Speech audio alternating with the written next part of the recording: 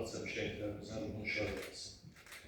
Şəhidlər qürurumuzdur, şəhidlər baş tacımızdır. Və necə ki yaşayırıq, yaşadığımız nəfəs belə şəhidlərimizin nəfəsidir.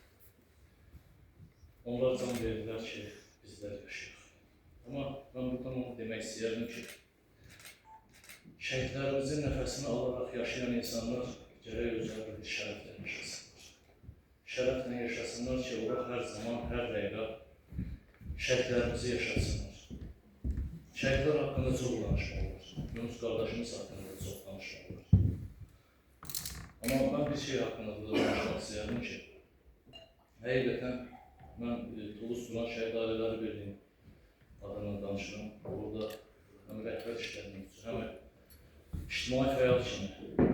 Mən Qazaxda şəhid ailələrinin tədbirlərində, qeyr işlərində demək olar ki, çox iştirak etmişim. Həqiqətən Qazax rayon icra başçısının şəhid ailələrinə olan diqqəti, onlara olan qayğısını mən şəxsən özüm öz gözlərimlə izləmişəm. Allah ömür versin sizə. Sağ olun. Allah xoşları olsun.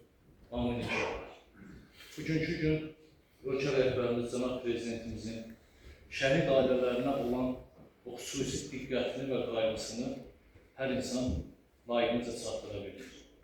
Onun üçün bir şəhid qardaş kimi yenə də sizə öz təşəkkürümü bildirirəm. Allah cəm şəhidlərimizi ruhunu şad edəsin. Şəhidlər qürurumuzu, şəhidlər başlasın.